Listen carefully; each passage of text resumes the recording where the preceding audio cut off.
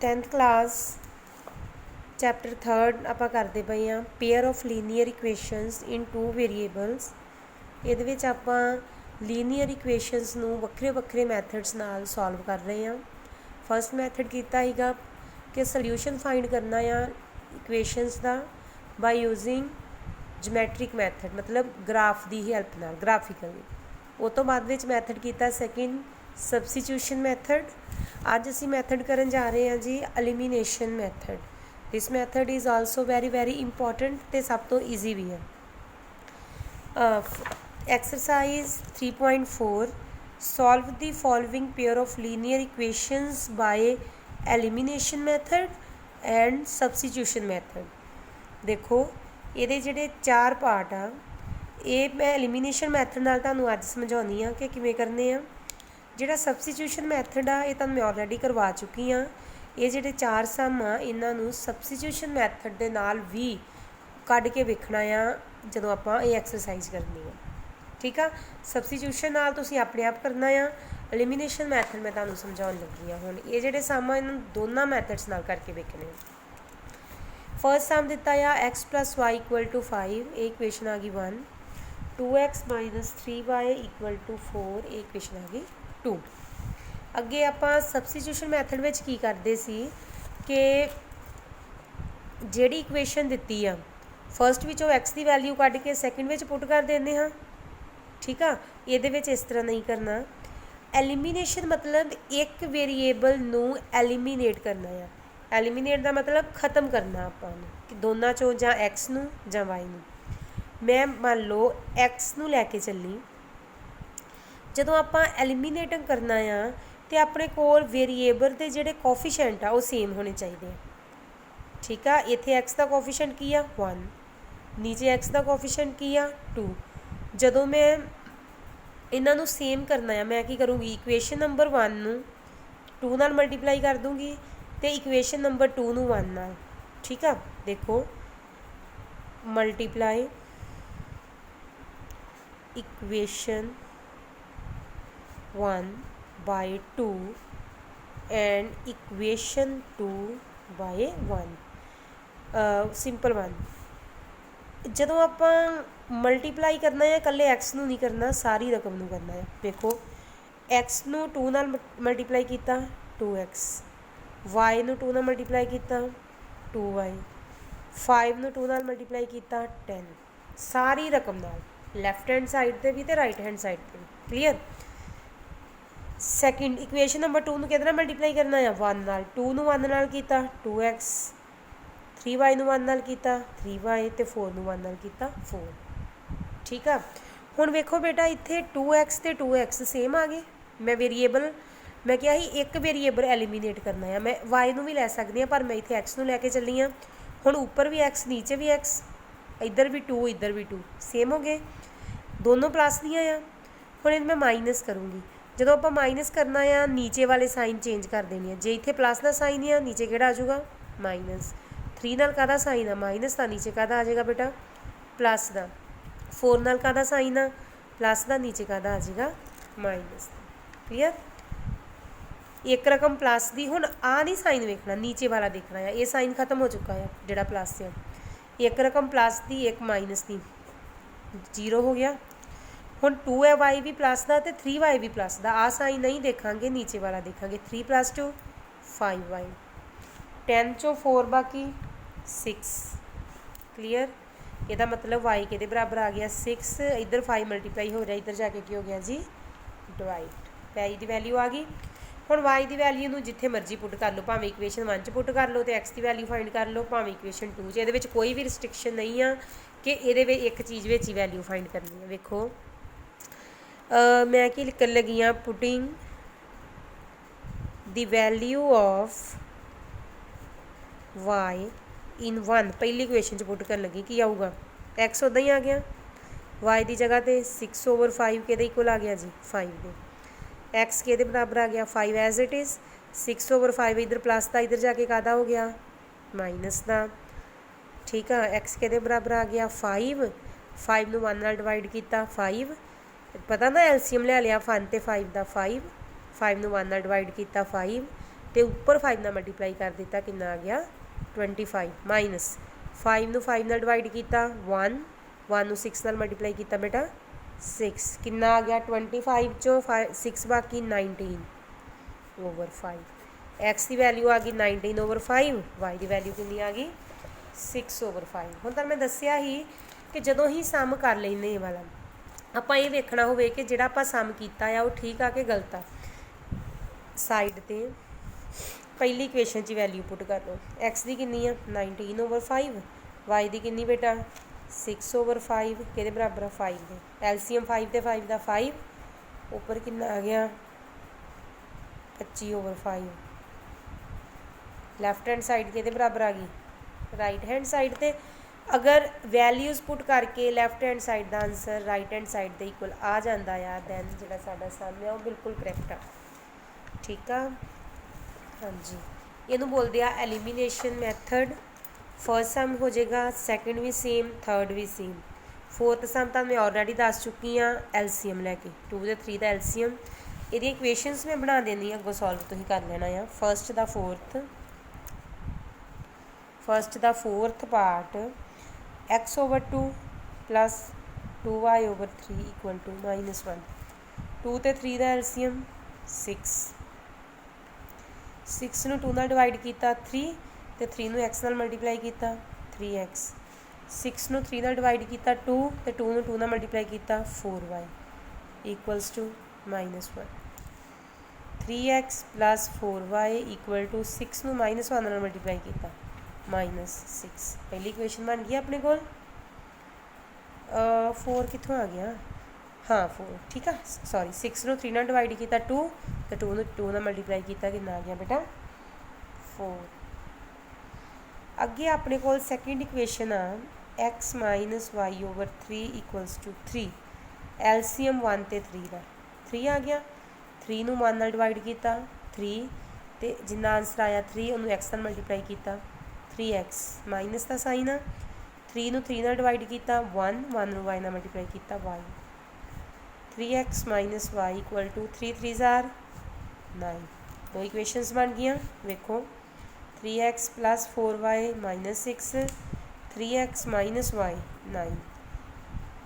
इत्थे हुण वेखो बेटा मैनू करन दी लोड़ ही नहीं पई इक्वल इक्वेशनस क्यों नहीं लोड़ पई क्योंकि दोवां दे नाल की आ अपने कोल दोवां नाल की आ दोवां नाल ही 3x आ उधर भी 3x आ ते इधर भी 3x आ मैं की करूँगी मैं इसकी सीधी ही कटिंग कर दूँगी इत्थे जिथे दोवां नाल 3x आ ना मैं इसकी डायरैक्ट ही कटिंग कर दूँगी कि आऊगा मेरे को minus plus minus sign change हो गए कटे गए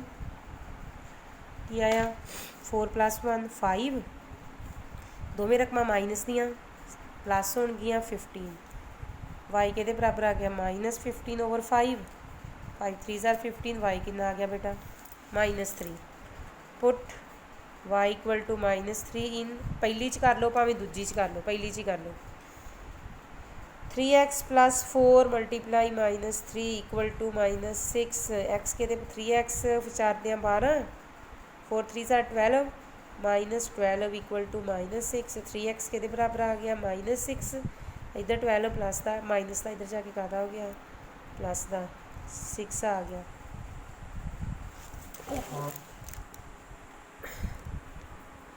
एक्स के बराबर आ गया जी 6/3 एक्स के इक्वल आ गया 2 दे एक्स की वैल्यू आ गई 2 वाई की वैल्यू कितनी आ गई -3 हुण मैं ये देखना आ कि सम सही आ कि गलत आ एक इक्वेशन पुट कर लूँगी पहली इक्वेशन कितनी है 3x + 4y equal to -6 3 × 2 y की वैल्यू कितनी है -3 3 2 जार 6 4 3 जार 12 -6 right left hand side right hand side के बराबर आ गई यदा मतलब जोड़ा भी आप सम किया है बिल्कुल करैक्ट आ हाँ जी अगला सम वेखो बाकी ये 4 सम आ 2 मैं करवा दिते बाय एलिमीनेशन मैथड 2 तुसी एलिमीनेशन नाल करने आ जेडे रह गए तो जेडे चारे दे चारे सम आ इन्हां नूं एक बार अगेन तुसी अपने आप करना आ बाय सबस्टिट्यूशन मैथड सॉल्व करना है इन्हां नूं ठीक है अगे वेखो form the pair of linear equations in the following problems कहंदा जिहड़ियां प्रॉब्लम्स दित्तियां आ इन्हां दा लीनियर इक्वेशन बनाओ तो फिर इन्हां दा सल्यूशन फाइंड करो किहड़े मैथड नाल, एलिमीनेशन मैथड नाल। जदों भी इदां दी कोई प्रॉब्लम आ जाए, जे तो पेपर च प्रॉपर उन्हें क्या आ कि एलिमीनेशन मैथड नाल ही करो, क्योंकि जब देखो इन्हें इत्थे क्या बाय एलिमीनेशन मैथड, ਇਹਦਾ मतलब जिन्ने भी सम सॉल्व करने हैं उन्होंने एलिमीनेशन मैथड के नाल ही सॉल्व करना है। अगर ये चीज़ नहीं कही फिर तुम जिहड़े मर्जी मैथड नाल यूज़ कर सकते हो। देखो सैकेंड दा first, if we add 1 to the numerator and subtract 1 from the denominator, fraction reduces to 1। ठीक है, कहता जेकर असी न्यूमीरेटर में 1 प्लस करते हैं तो डिनोमीनेटर चों 1 माइनस करते हैं तो फ्रैक्शन किहदे इक्वल आ जाएगी, 1 दे। इट बिकम्स 1/2, कहता जी फ्रैक्शन आ 1/2 हो जाएगी अगर आप 1 ऐड करते हैं कद विच डिनोमीनेटर च। दसो फ्रैक्शन की होएगी। जदों भी अपने कोल फ्रैक्शन वाला कोई भी सम होना है, आप लैट की करना है, लैट न्यूमीरेटर किहदे बराबर आ गया, एक्स दे, ते डिनोमीनेटर किहदे इक्वल आ गया बेटा, वाई दे। फ्रैक्शन की हुंदी आ, numerator over denominator, x over y. इत्थों तक समझ आ गई। हुण first condition x over y मैं एज इट इज़ ही लिख लिया। इफ वी ऐड 1, न्यूमीरेटर च की ऐड करो 1 to the numerator and subtract 1 from the denominator, denominator चों की माइनस कर दो 1। A fraction becomes reduces, a fraction reduces to 1। Fraction किधर बाकी बचूगी, 1 दे। समझ आया। उन्हें क्या न्यूमीरेटर च 1 प्लस कर दो, डिनोमीनेटर चों 1 माइनस कर दो तो फ्रैक्शन किहदे इक्वल आ जाएगी, 1। जो अपने कोल कल्ली एक इंटीजर होवे आपां उहदे ओवर नीचे 1 लिख लांगे तो कोई फर्क नहीं पेगा। एक्स प्लस 1 नूं 1 नाल मल्टीप्लाई करो, क्रॉस मल्टीप्लाई करती पई, एक्स प्लस 1 नूं 1 नाल एक्स प्लस 1 ही आ गया। वाई माइनस 1 नूं 1 नाल करती पई है तो वाई माइनस 1 ही आ गया। इक्वेशन आ गई एक्स, वाई इधर प्लस था इधर जाके कादा हो गया माइनस का, इधर 1 प्लस था इधर जाके कादा हो गया माइनस का। पहली इक्वेशन आ गई बेटा -2, पहली इक्वेशन की आ गई -2। सैकेंड कंडीशन इट बिकम्स 1/2, कहता जी फ्रैक्शन आ जो ये आप कुछ करा तो कि बराबर आ जाएगी 1/2 दे। कदों जदों वी if we add 1 to the denominator, सिर्फ उन्हें क्या इफ वी ओनली ऐड 1, सिर्फ 1 डिनोमीनेटर दे विच की ऐड करांगे 1, न्यूमीरेटर नूं एज इट इज़ उदा ही रहन देंगे। की आया एक्स नूं 2 ना करो 2x, वाई प्लस 1 नूं 1 ना करो वाई प्लस 1, की आ गया 2x minus Y equal to 1। ये आ गया अपने कोल, ये की आ गया बेटा, ये आ गया सैकेंड पार्ट अपने कोल इहदा। सैकेंड दा जिहड़ी आपां नूं उहने दित्ती है। हुण एलिमीनेशन मैथड लाउणा है, पहली इक्वेशन ए, दूजी इक्वेशन ए। अगे मैं तुहानूं जिन्ने भी मैथड करवाए, जिन्ने भी सम करवाए आ, वो किहड़े मैथड नाल करवाए आ, की एलिमीनेट कीता ही एक्स। हुण इहदे विच वेखो वाई का वेरीएबल 1, इत्थे वाई का वेरीएबल 1, मैं इनू सीधा ही एलिमीनेट कर दूँगी क्योंकि एक वेरीएबल एलिमीनेट करना आ, इट मे बी एक्स और इट मे बी वाई। मैं की कर लगी हाँ साइन, क्योंकि दोवां दा साइन चेंज सेम आ, मैं साइन चेंज कर लगी हाँ। 2x नाल की आ प्लस, इत्थे की हो जाएगा माइनस, वाई नाल की आ माइनस, इत्थे की हो जाएगा प्लस, 1 नाल की आ प्लस, नीचे की हो जाएगा माइनस। कटिया गया, एक प्लस का एक माइनस का कटिंग हो गई। 2x हुण माइनस का आ तो एक्स प्लस का आ, 2 दे विच 1 बाकी जिहदे नाल क्वेश्चन होवे की हुंदा आ 1, 2 - 1 1x, साइन किहड़ा होगा माइनस का, 2 -2 तो -1 किहदे बराबर आ गया -3 दे, एक्स ना एक्स कटिया गया, एक्स के बराबर आ गया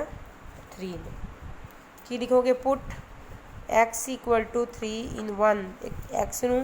3 च पुट कर दो, सॉरी एक्स की वैल्यू जी 3 आई, इनू इक्वेशन नंबर 1 च पुट कर दो, की आऊगा 3 - y -2 माइनस वाई के बराबर हो गया -2, 3 इधर प्लस का, इधर जाके कादा हो गया बेटा माइनस का, माइनस वाई के बराबर हो गया, minus minus plus sign minus का, कटिया गया वाई के बराबर आ गया 5 दे, वाई के बराबर आ गया 5 दे। फिर नीचे की लिखोगे फ्रैक्शन, ये तो अगला स्टैप आ, फ्रैक्शन किहदे बराबर x ओवर y किहदे बराबर आ गया 3/5 इनू करके वेख लो आंसर सेम होना चाहिए या सेम आ रहा है y -5 तो 3 2 -2 चैक कर लो आंसर सेम है समझ आई ਜਿਹੜੇ ਵੀ ਆਹ ਵਾਲੇ ਸਾਮ ਆ ਇਹ ਬਹੁਤ ਇੰਪੋਰਟੈਂਟ ਆ ਪੇਪਰ ਦੇ ਵਿੱਚ 6 ਨੰਬਰ ਦੇ ਵਿੱਚ ਸਾਮ ਆਉਂਦੇ ਨੇ ਆਹ ਵਾਲੇ ਜਿਹੜੇ ਪੰਜਾਬ ਸਕੂਲ ਐਜੂਕੇਸ਼ਨ ਬੋਰਡ ਦੇ ਜਿਹੜੇ ਪੇਪਰ ਹੁੰਦੇ ਆ ਫਾਈਨਲ ਉਹਨਾਂ ਦੇ ਵਿੱਚ ਜਿਹੜੇ ਚੈਪਟਰ ਨੰਬਰ 3 ਦੀਆਂ ਪ੍ਰੋਬਲਮਸ ਹੈਗੀਆਂ ਆ 6 ਮਾਰਕਸ ਵਿੱਚ ਇੱਕ ਸਾਮ ਆਉਂਦਾ ਇਹਨਾਂ ਨੂੰ ਚੰਗੇ ਤਰੀਕੇ ਨਾਲ ਕਰਨਾ ਹੁਣ ਅੱਗੋਂ ਮੈਂ ਸਿਰਫ ਤੁਹਾਨੂੰ ਉਹੀ ਦੱਸਣ ਲੱਗੀ ਆ ਸਟੇਟਮੈਂਟਸ ਸਮਝਾ ਦੇਣੀ ਆ ਇਕੁਏਸ਼ਨਸ ਅੱਗੋਂ ਸੋਲਵ ਤੁਸੀਂ ਖੁਦ ਕਰਨਾ ਆ ਐਲੀਮੀਨੇਸ਼ਨ ਮੈਥਡ ਨਾਲ 5 years ago ਅਗੋ ਦਾ ਮਤਲਬ ਪਹਿਲਾਂ 5 ਸਾਲ ਪਹਿਲਾਂ ਨੂਰੀ ਵਾਜ਼ thrice as old as Sonu ਨੂਰੀ ਜਿਹੜੀ ਆ ਉਹ ਥਰਾਈਸ ਦਾ ਮਤਲਬ 3 ਟਾਈਮਸ 3 ਗੁਣਾ ਜ਼ਿਆਦਾ ਸੀ ਸੋਨੂ ਨਾਲੋਂ 10 years later ਅੱਗੋਂ ਕਹਿੰਦਾ 10 ਸਾਲਾਂ ਬਾਅਦ Noori will be twice as old as Sonu 2 ਗੁਣਾ ਜ਼ਿਆਦਾ ਹੋ ਗਈ ਦੱਸੋ how old are Noori and Sonu ਦੱਸੋ ਨੂਰੀ ਦੀ ਕਿੰਨੀ ਏਜ ਆ ਤੇ ਸੋਨੂ ਦੀ ਕਿੰਨੀ ਏਜ ਆ ਸੈਕਿੰਡ ਪਾਰਟ ਲੈਟ ਦੋ ਜਾਣਿਆਂ ਦੀ ਗੱਲ ਕੀਤੀ ਆ ਨੂਰੀਜ਼ ਏਜ ਨੂਰੀ ਦੀ ਏਜ ਕਿੰਨੀ ਆ x years ਲੈ ਕੇ ਚੱਲੋ ਤੇ ਸੋਨੂ ਦੀ ਕਿੰਨੀ ਆ ਬੇਟਾ ਇਹਨੂੰ ਕੀ ਲੈ ਲਓ y years ਉਹਨੇ ਕੀ ਲਿਖਿਆ ਆ 5 years ago 5 ਇਹ ਮੈਂ ਤੁਹਾਨੂੰ ਪਹਿਲਾਂ ਵੀ ਪਿਛਲੀ ਐਕਸਰਸਾਈਜ਼ ਵਿੱਚ ਪ੍ਰੋਬਲਮ ਕਰਵਾ ਚੁੱਕੀ ਹਾਂ ਜਾਂ ਸਾਲਾਂ ਵਾਲੀ 5 years ago देखो जे अज तुहाडी उम्र 20 years आ 5 साल पहला कितनी होगी 15 की कीता 20 दे विचों 5 नूं की कीता आपां माइनस इहदा मतलब 5 साल पहला नूरी दी एज कितनी होएगी x - 5 years ते सोनू दी एज कितनी होगी बोलो y - 5 years हुण तुहानूं मैं कहा सी कि जदों भी आपां इह सम करने आ दोवां नूं इदां लिख लेना है these are not equal मैं इन्होंने इक्वल करना है ठीक है ਨੂਰੀ ਵਾਜ਼ thrice as old as Sonu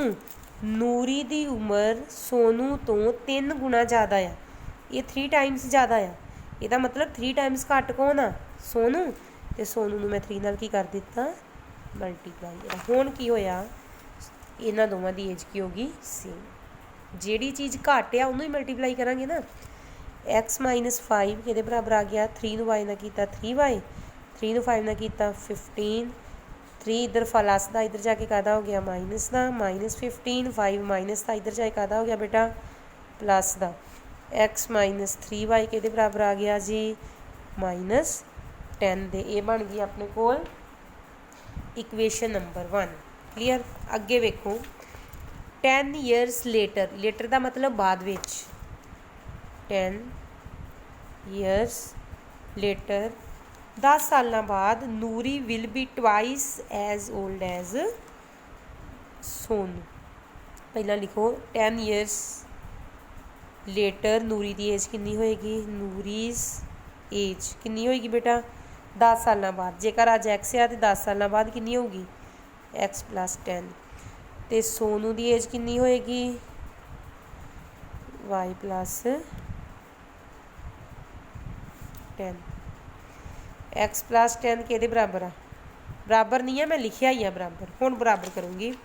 Noori will be twice नूरी ये तो की है 2 गुना ज़्यादा है मतलब ये ऑलरेडी 2 टाइम्स ज़्यादा आ इक्वल करने वास्ते मैं सोनू की एज नूं 2 नाल की कर दूँगी मल्टीप्लाई x + 10 के इक्वल आ गया बेटा 2 नूं y नाल कीता 2y तो 2 नूं 10 नाल कीता जी 20 x 2y इधर प्लस का इधर जाके कादा हो गया माइनस का 20 10 इधर प्लस का इधर जाके कादा हो गया माइनस का x - 2y = 10 ये इक्वेशन केड़ी आ गई 2 अगों सॉल्व हो जाएगी। अगों इन्हों बाय एलिमिनेशन मैथड सॉल्व कर सकते हैं x - 3y = -10 तो x - 2y = 10 सेम आ कोफिशेंट करने की लोड़ नहीं साइन कर दो चेंज की आया y = -20 ठीक है कुछ गलत तो नहीं हो गया चेक करो x - 3y ਤੇ ਦੂਜੀ ਇਕੁਏਸ਼ਨ ਕੀ ਆ x ਮਾਈਨਸ 2y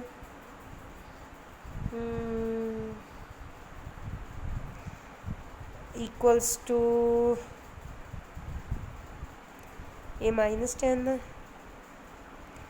ये भी माइनस 10 अच्छा y की आ सॉरी साइन का माइनस था ना इतने माइनस आ गया माइनस का माइनस कटिया गया y के इक्वल आ गया 20 ते put y equal to 20 in 1 पहले पुट कर लो x minus 3 multiply 20 equals to minus 10 3 2 6 60 साल हो गई x के बराबर आ गया माइनस 10 प्लस 60 x अपने को के बराबर आ गया 50 ਇਹਦਾ मतलब ਕੀ ਆ ਇਹਦਾ मतलब ਇਹ ਆ कि ਨੂਰੀ ਦੀ ਏਜ ਕਿੰਨੀ ਆ ਕਿੰਨੀ ਬੇਟਾ 50 ਈਅਰਸ ਤੇ ਸੋਨੂ ਦੀ ਏਜ ਕਿੰਨੀ ਆ जी 20 ईयर्स ठीक है ना साल जरूर पाने आ क्लीयर हाँ जी नैक्सट देखो आ सम थर्ड सम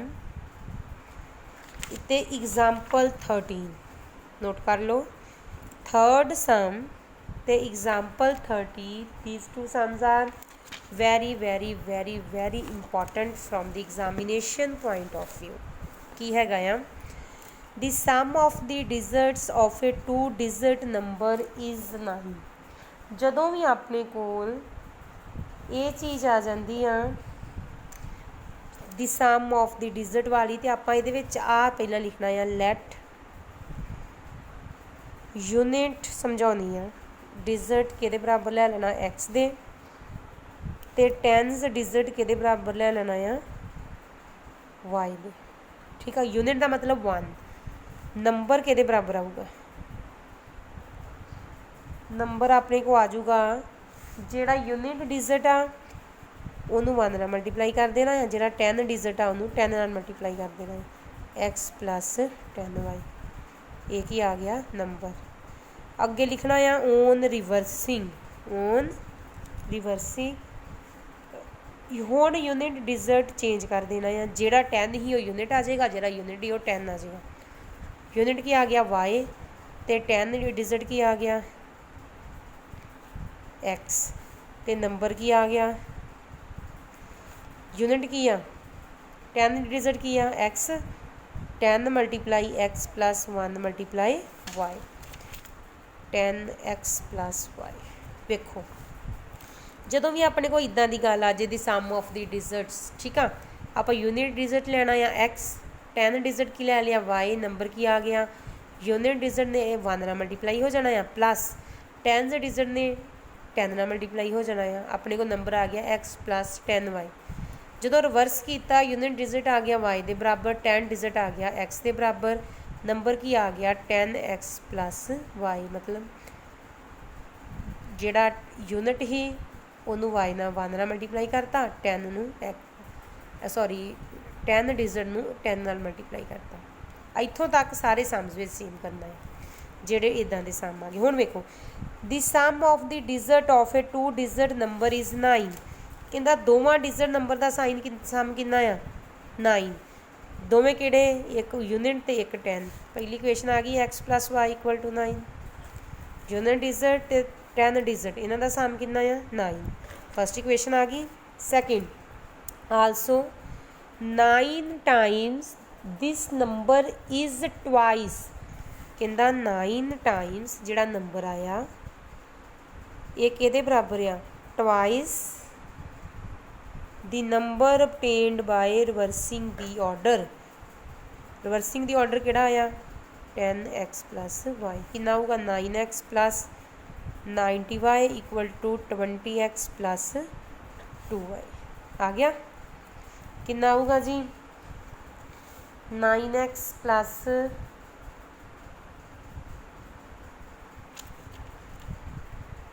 20x 9x इधर 20x प्लस का इधर जाके कादा हो गया माइनस का इधर 2y प्लस का 90y प्लस का या इधर जाके कादा हो गया बेटा माइनस का कितना आ गया -11 y के बराबर आ गया 90 - 2 88 माइनस का कितना आ गया एक्स की वैल्यू एक्स के बराबर आ गया -88 ओवर -11y है ना, कटिया गया 9 8 88, एक्स के बराबर आ गया 88y दे, सॉरी कल्ले 8y they, x -8y equal to 0। दूजी इक्वेशन के बराबर आ गई एक्स इधर 8 प्लस का इधर जाए का हो गया माइनस का 0, एक्स -8y इक्वल टू 0। वेखो हुण एक होर चीज़, जे तो सबस्टिट्यूट जे तो उन्हें मैथड मैंशन नहीं किया, ध्यान नाल समझियो इत्थे हुण मैं क्यों इनू आ वाले मैथड नाल करन लगी, क्योंकि उन्हें कहा एलिमीनेशन मैथड नाल ही इन्हू सॉल्व करना है। मान लो इत्थे मैथड मैंशन नहीं किया, आप सीधा कर सकते हैं, एक्स की वैल्यू आ गई ये पुट करके वाई की वैल्यू फाइंड कर लो। सबस्टिट्यूशन मैथड अद्धा निकलिया ही ना, पर उन्हें की किया, उन्हें क्या सब एलिमीनेशन नाल ही करना है, इस करके इन्होंने दोवां इक्वेशनस नूं अगों सॉल्व कर सकते हैं 1 ते 2 नूं, बाय एलिमीनेशन मैथड हो जाएगी बड़े आराम नाल। Meena went to a bank to withdraw ₹2000, Meena bank में जाती आ तो 2000 रुपया कढवाउंदी आ। She asked the cashier to give her ₹50 and 100 notes only, कहता वो जाके कहती है कि उन्होंने सिर्फ 50 रुपए दे तो 100 रुपए दे ही नोट देने आ, इस तो बिना कोई नोट नहीं देना। Meena got 25 note in all, वो को टोटल जोड़े नोट आ वो किन्ने आ 25। Find how many notes of ₹50 and 100 she received, दसो ਉਹਦੇ ਕੋਲ 100 रुपए के किन्ने नोट आ ते 50 रुपए के किन्ने नोट आ, ये आप फाइंड आउट करना है। लिखो लेट मीना रिसीव्ड, लेट ये क्वेश्चन नंबर 4 आ बेटा, मीना